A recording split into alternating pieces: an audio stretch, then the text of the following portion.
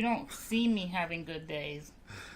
But I see you every day, so what are you about to say? I have good days and bad days, and I have real bad days. This is close to real bad.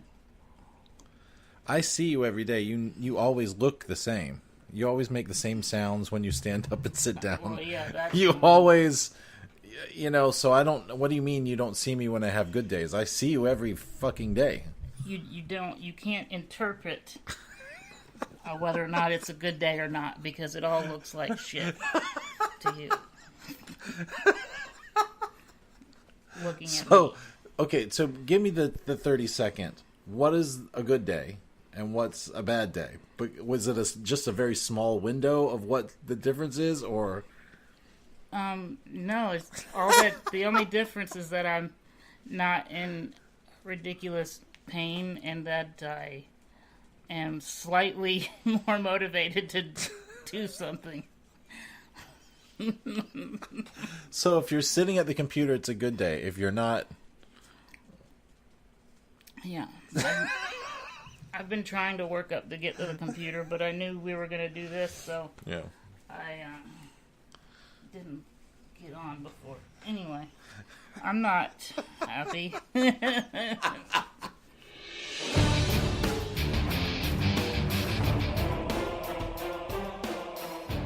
Yeah, but you're never happy either. You're like, you never see me when I'm happy. I see you every There's day. contentment. When I'm content, that is like great joy to other people. I never will experience great joy.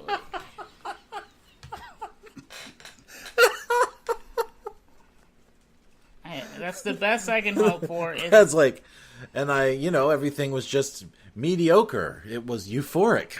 Right. It was great. It was great how mediocre I felt that day. The answer is drugs. I need drugs in order to. But then eventually, you have too much of that, and then that's its own problem. Then you're like, "Fuck, I'm addicted to drugs now. It's ruining my life." You're ruining the podcast. I can't put any of that in there. Oh, come on. I'm addicted to drugs now. Caffeine. I'm drinking coffee. My students might be listening to this.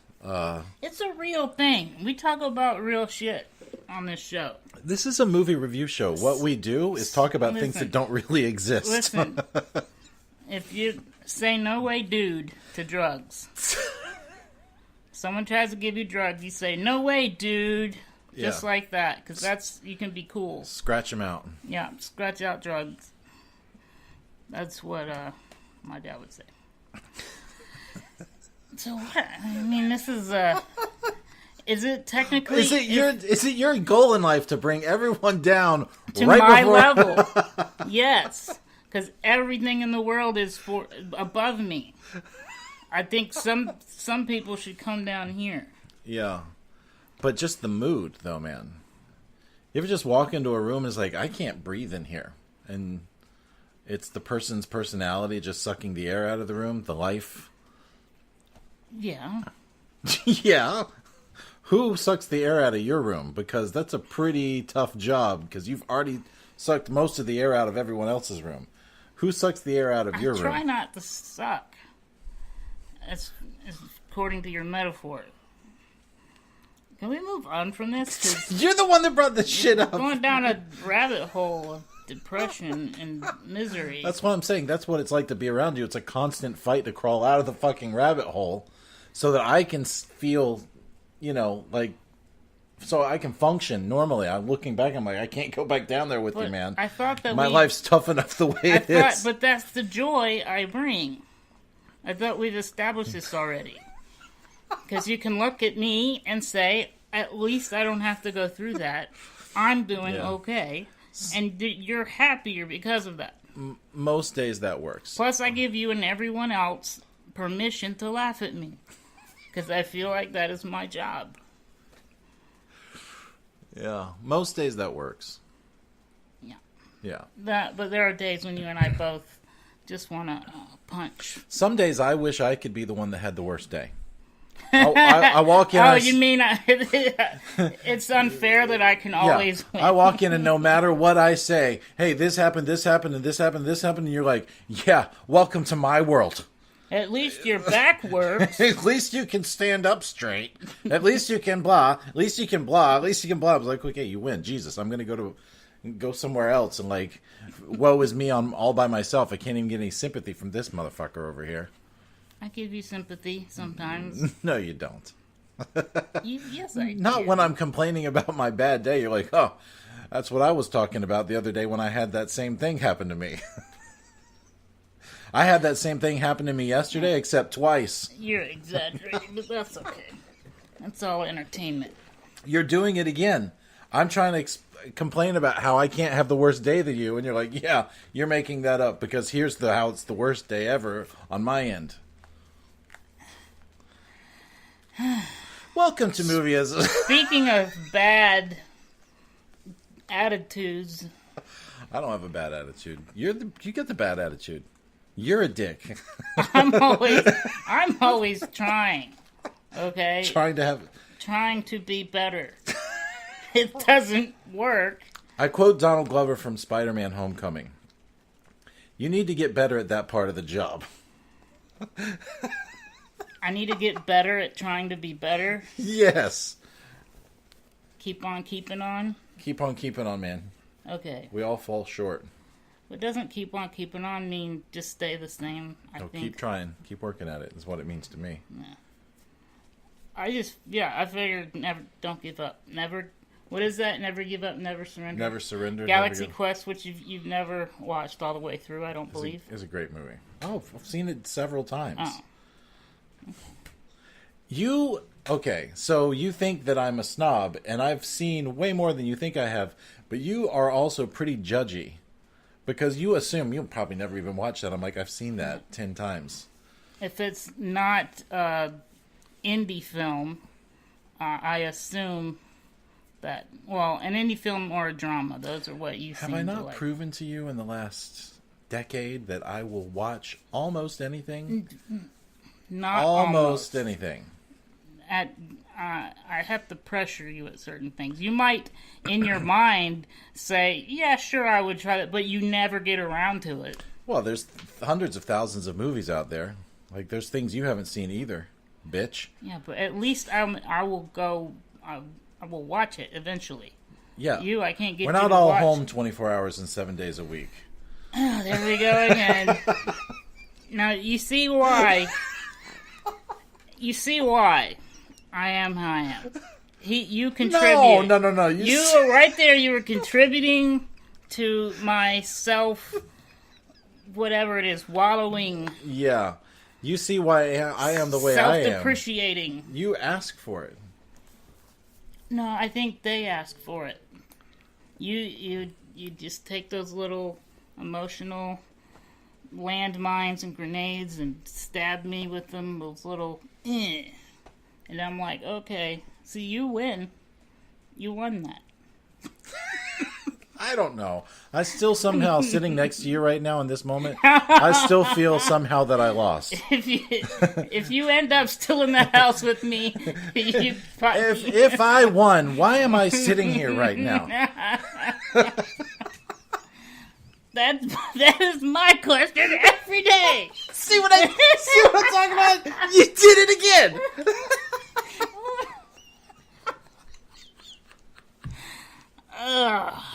Okay. All right. So, welcome to Movieisms. I am. Yep. I'm Becca Meyer, also known as Becca Meyer.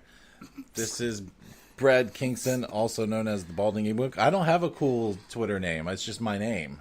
You're the Balding Ewok. Well, I figure you're Michael Beckemeyer, but you're at Beckemeyer. I figured Beckemeyer is your nickname or whatever. Yeah, somehow like they have those people that are one name, like Madonna and Cher and stuff like that. Somehow I don't feel that cool.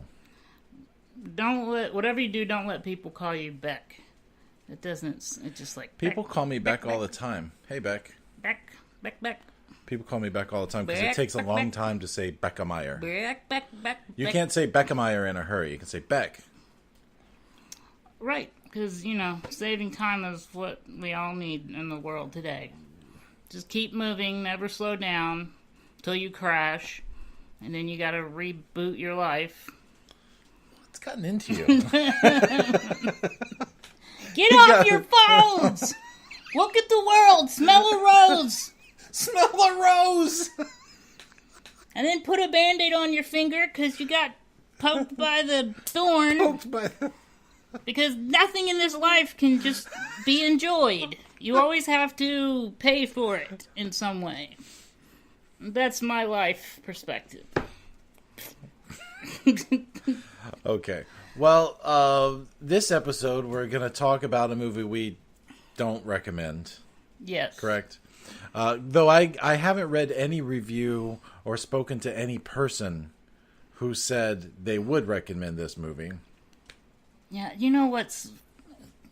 It's almost hilarious, but there's a Facebook thing on one of those film sites that I follow, and they had an article that said the writers from Meg break down how to write a summer blockbuster. And I was like, okay. I want to know how these guys write so a I script. can do the opposite. I was like, is this opposite day? Man, I mean, some of the lines, the writing was so bad. So we're probably not going to talk about the movie that much because We're just gonna there's not much to say except just it's terrible. It is honestly the worst movie I've seen in a long time.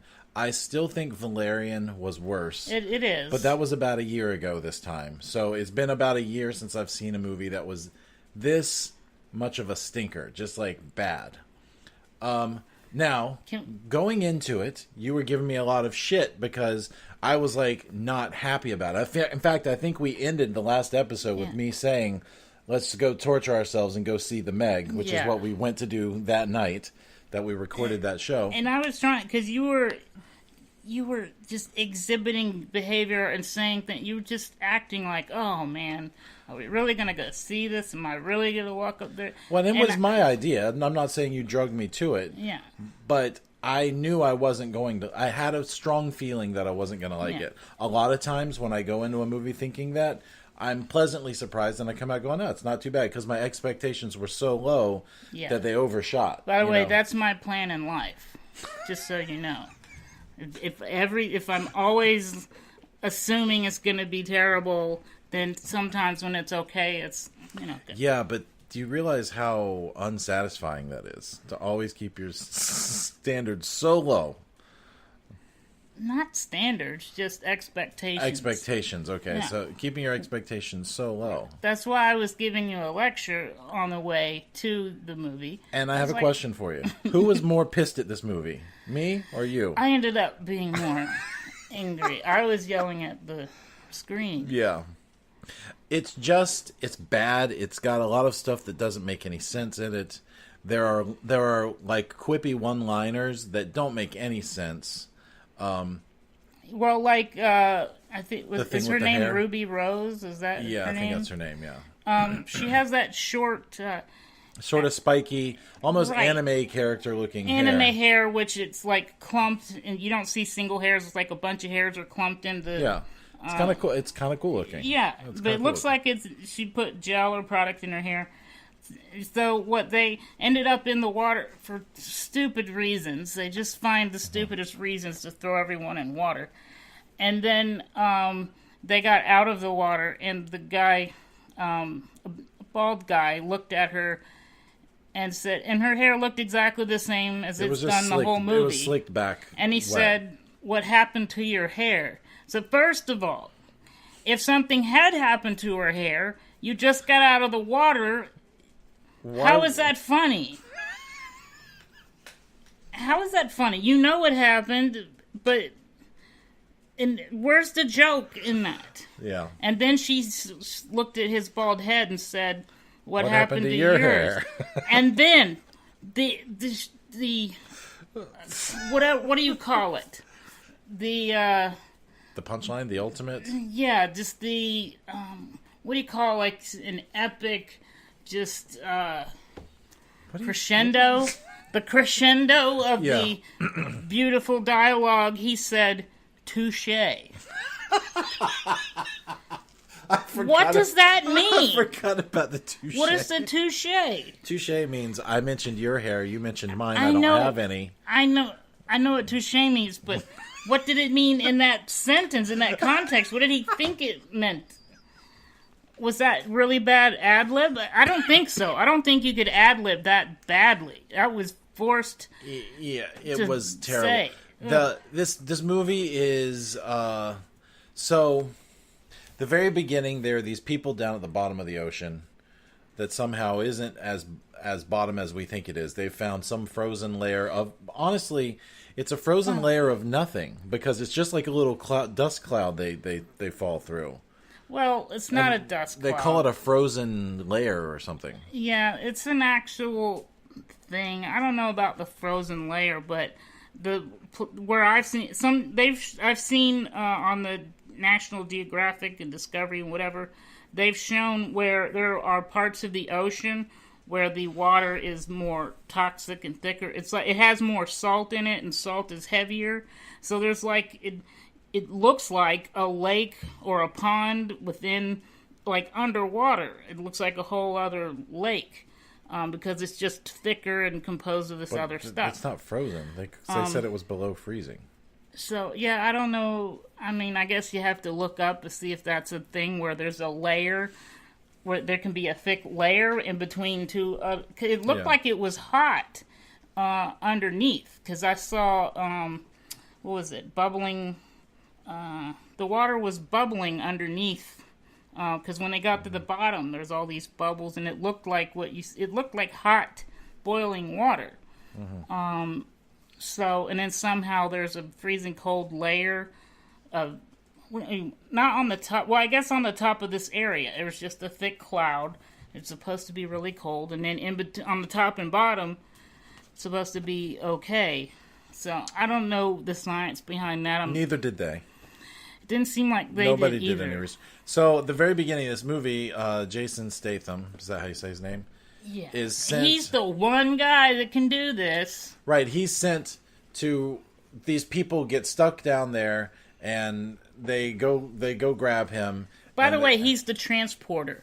Maybe that's why. They needed to get him to transport the people to safety.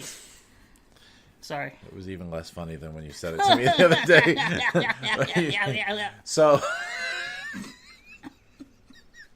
So, but the way, like, he's sworn to never go to the bottom of the ocean to rescue people again, but this is his ex-wife. So he is lured in through guilt to go rescue his ex-wife, who once they rescue, we never see again for the whole rest of the movie. There's zero reason for this woman to be his ex-wife, except for it to be some bad writing ploy to get him there. Yeah. Also, here... All right, so at the beginning of the movie, they have what they're like in a submarine. Yeah. And it starts getting attacked by a large thing on the radar that seems to be going really fast and attacking the submarine. And somehow, out of everyone there, Jason Statham is the one thinking, oh, we all got to get out of here now. We can't wait. And then the guy's like, no, we got to save the thing. He's like, if we don't go now... well, whatever. So he gets them all to go, and it shows that he saved their life. The thing collapsed when they left. And then people are mad at him anyway. Right, and so then there's this big thing where he just lost it underwater and whatever, and so they hate each other. But somehow they need him to rescue people that are stuck at the bottom of the ocean from being attacked. They have to go... I mean, they got a limited amount of time, and they got to go fly across the world to get him and come back to... Right. And they're still alive at the bottom of the ocean when they get him there. But here's what I'm getting at. Like, he's the only one that can sense, that knows what this is and can sense it and can get it, you know, what? It's just stupid, number one. Right. Number two, and maybe this is a spoiler, I don't know, but who cares? You shouldn't see it, so I'm going to spoil it anyway. He just happens to know, we start seeing that... it reacts to light. So the people that were attacked that are waiting on the bottom need to be rescued. They say, turn the lights off. And then it stops attacking them. So somehow, when they all go down... Well, first of all, if he knows that it's a thing with lights, shouldn't he have told everyone? But he goes down and doesn't tell anyone else until they all are already down there. And before something happens, he says, turn the lights off. It's attracted to Yeah. light. He doesn't How even does know he what know? He doesn't even know what it is. He doesn't know what it is, and it just all of a sudden he knew. Turn the lights off. We could be, Stupid. it's attracted to the light. So, Sorry. That's okay. That's okay. My problem, and I think we said this while we were watching the movie, this movie doesn't know it's bad. Like, you went in thinking that it was going to be like a cheesy bad movie, like a Sharknado. Like Zombievers. Right. Like something that was intentionally bad for jokes. Like a comedy. Yeah. However, and I didn't know either way. I just thought it was going to be bad, and I thought, this is just Sharknado in a big budget feature film. Sharknado is funny. I don't know. We'll talk about that in a second. I just don't know. First of all, I've never seen one, but no one has ever seen a Sharknado. But the movie, two things. The movie was not a big joke. The movie thought it was good, and it wasn't. I remember in the theater, I was, I think it was 10 minutes in, I realized, oh no, they're all trying to science this, and I was like, they're taking this too seriously. And then you said that it's like like the writers, it's like the people that made this movie didn't know they don't know they're making a bad movie. Yeah. Yeah, so it's like, it's like you set out with good intentions to make a great movie, and you made the Meg instead. Yes, like the actors didn't know they were in a bad movie. But by the time the movie got finished and got put out in theaters, the marketing people figured out that it was bad, and made the trailer so that it was supposed to be cheesy. Yeah. They made the trailer look like the movie was cheesy, and like everybody making the movie was in on the joke that it was a bad movie. Yeah, I think they tried to sell it to Sharknado people. Sharknado audiences. Yeah. I personally don't understand why people enjoy watching bad movies. I don't get it. We sat down once and watched The Room. That is the only time in my life, in my entire life, I have sat down and intentionally watched a movie that's bad because it's bad. And we enjoyed it because we made fun of it the whole time. I don't know if I could describe what happened to me in that hour and a half as enjoying it.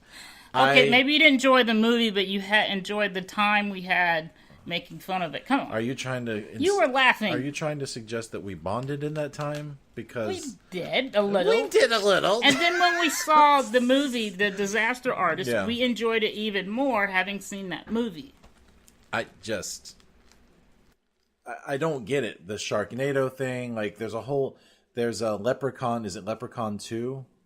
Or no, it's... I don't know. I thought there was a Leprechaun 1, but you're saying that there was only a Leprechaun 2.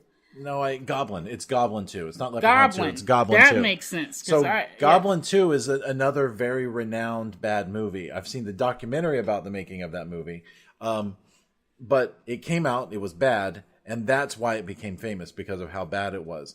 Goblin 2 is a sequel to a movie that never existed. There never was a Goblin 1, but the people making the movie thought it was more marketable if they put a 2 by it, because they think if it's a sequel, oh, I'm going to go see this. Mm-hmm. What's the point? I don't get it. I don't get the trauma films that are like sort of campy and intentionally bad. Roger Corman stuff. I've never gotten to trauma films. Roger Corman is probably a different thing. Roger Corman is B movies. That's different. Yeah. Is that trauma. The guy that heads up the trauma stuff? No. Roger Corman is a famous independent filmmaker, man. He basically has produced hundreds of movies independently his whole entire career. So he's not Roger Corman isn't the guy that made Toxic Avenger? I don't think so. Okay. Well, whoever made Toxic Avenger, I think the same thing of him. I've been to film festivals where he was. I've seen him in a lot of panels. He's been promoting indie film and telling everybody, just go make a movie, even if it's bad. And even though you and I complain about bad movies, when it comes to making films, you and I both agree, look, just make it. Michael Hurst, that's the guy's name that directed, or was it Lloyd? Lloyd Kaufman? No, Lloyd Kaufman. Lloyd Kaufman. He is a big advocate of just go make your movie. And yes, we hate bad movies, totally but fine. If don't worry Dude, about making a bad movie if you're making your first one or two If you films. are making a movie and you're doing your best and it ends up being bad, hey, we've all done it. Yeah. That's not my problem. My problem is when people make movies that are supposed to feel like a bad movie. They're professionals. Like they are low-hanging fruit type movies. And you get a lot of horror movies that are like that. Jokey, like one-liner movies that are horror films. I don't know what it is about that. You know what I mean? I don't understand. I don't get the thing. When I see a bad movie, it pisses me off. And I don't think, hey, well, these people were trying to make a bad movie, so technically they succeeded and they did what they set out to do, so it's actually a good movie. Nope. Well, okay, so if I go in knowing that it's like if you're in on a joke and they're in on a joke, if everyone knows it's supposed to be bad, but it's good bad, or at least that's what we're going for. We want you to make fun of it, whatever. I don't think those are necessarily bad movies, but I think if you go in expecting it to be good and then it's bad, or okay, what makes a bad movie? I think bad dialogue and bad story arc. Yeah, those are two things that make a bad movie. are really what make a bad movie. The thing is what makes if you're setting out to make a good movie that ends up bad, the reason it is bad is mostly due to taste. The writing, I think. It's the taste of the person watching or the taste of the person making it. Something didn't quite click. Okay, but see, there's a difference though. Like I will never say A Quiet Place is a bad movie. Yeah. I just don't buy into the concept that creates the movie. So I say it's a good movie. I just don't buy into the idea that the story is about. So I don't. You know what I'm saying? I don't say just because I don't like a movie or a concept doesn't mean it's a bad movie. I think what makes a bad movie is when the dialogue is terrible and when characters are driven to places and do things strictly to move a story and not because their character would do that. This movie, The Meg, is full of scenes that are only there because they need the next thing to happen. Not there because it really was a thing that would organically happen. Again, the ex-wife is there. She's a totally throwaway character, but they named her his ex-wife. Yeah. We don't even have any backstory for them Also, to care at all. It's like your ex-wife is down there, and then he just goes. And then nothing. They don't do anything with her. Nothing else. When they go back, she's injured and she stays on the thing. She's like never. He's already totally interested in another woman by the time he goes down there and saves her. And she really has nothing to do with the movie. She doesn't interact. Zero to do with. I don't even think her life ends up in danger at any point. Because everything else that happens when they're off of that little barge thing. Yeah. She's not even there anymore. Like they're off on a boat chasing the shark, and she's back at the barge thing or whatever, the submerged thing. And and this movie doesn't even have a lot of great shark moments. Also, you reminded me. You don't ever see the shark. You do see the shark, but you don't ever get to see it do anything. It's not like Jurassic World where or Godzilla, a movie that was great, like the more recent Godzilla that was great, where you slowly get to see more of the monster. It's just, here's the shark again, and it's gone. Here's the fin, here's the shark biting. Here's the fin, here's the shark biting. Here's the fin, here's the shark biting. Yeah. You don't ever get the satisfaction of seeing more of the shark do cool, badass shark things. It's just another shot of the shark.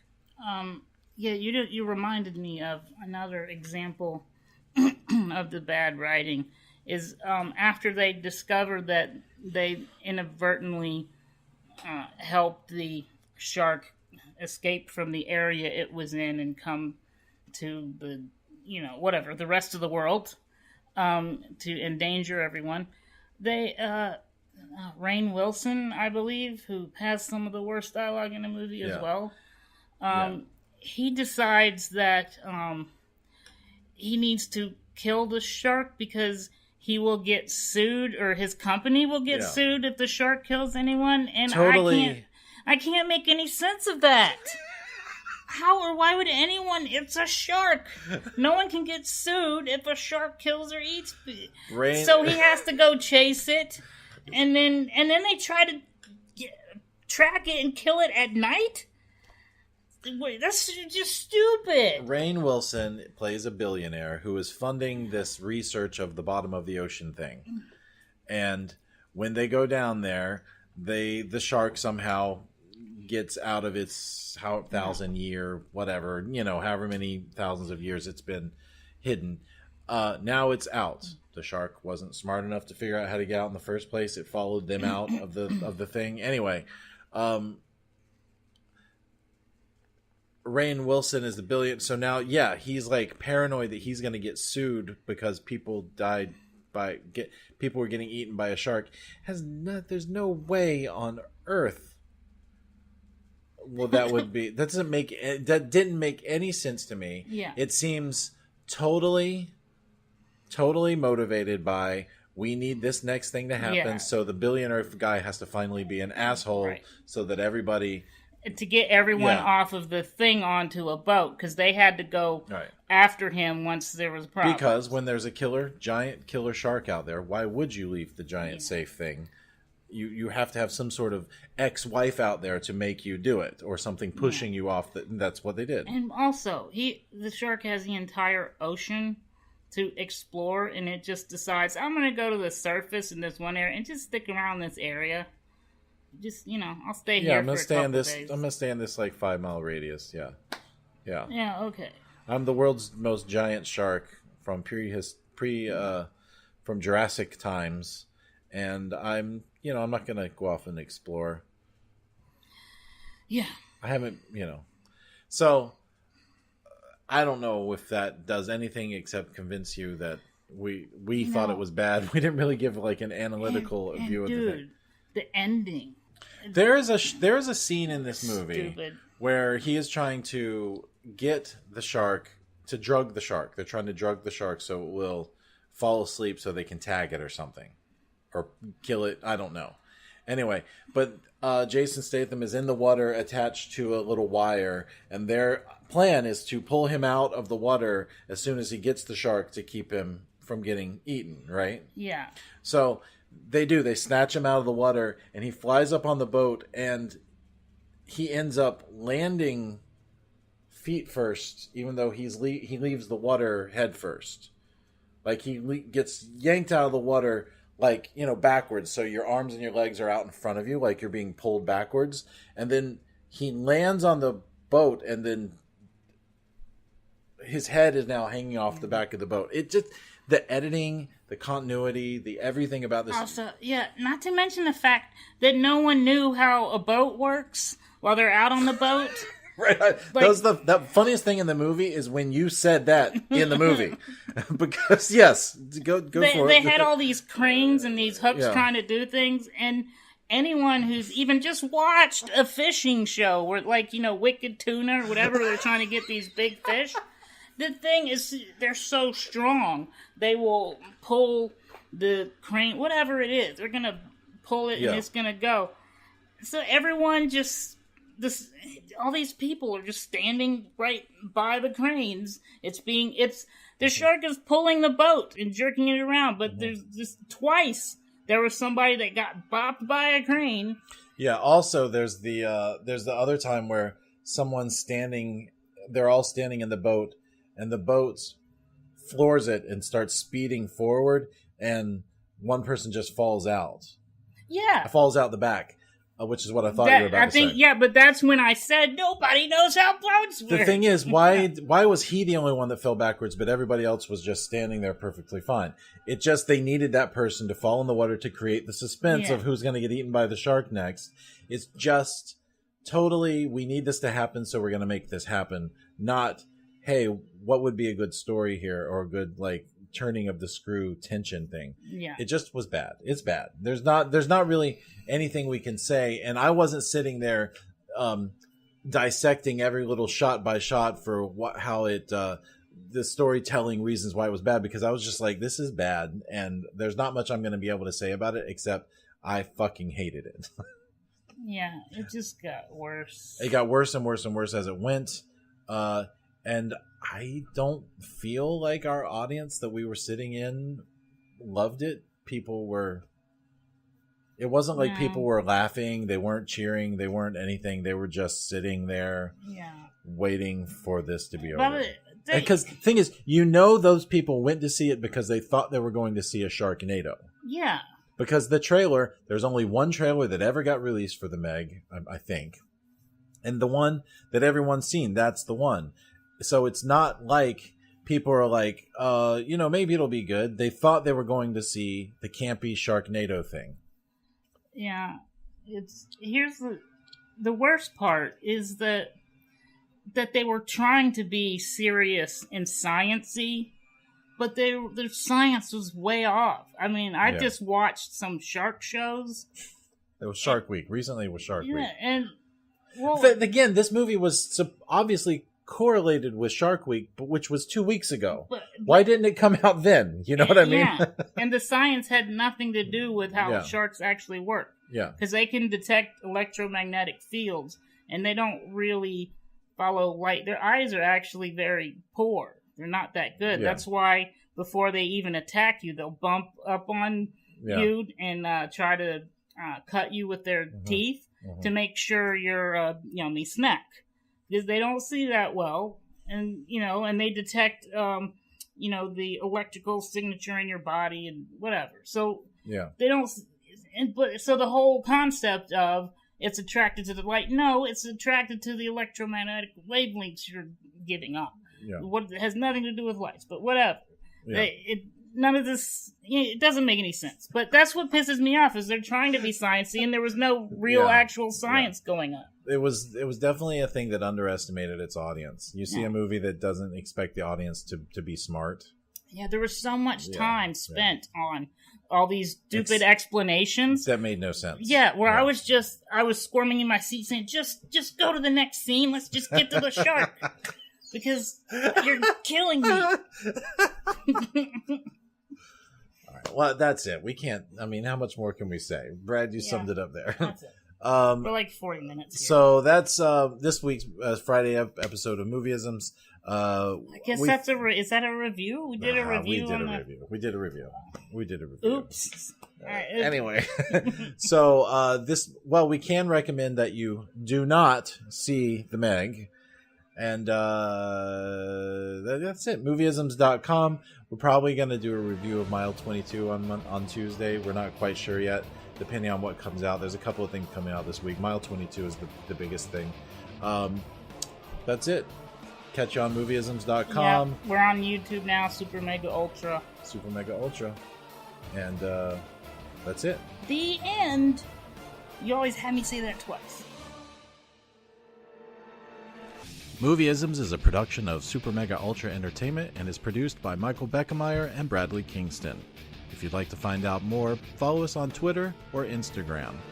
And make sure you click like on our Facebook page, which is facebook.com/movieisms. If you're enjoying this podcast, please take a moment and give us a 5-star review in iTunes. It only takes a minute and it helps us out more than you can imagine. Thank you very much, and until next time, we'll see you at the movies.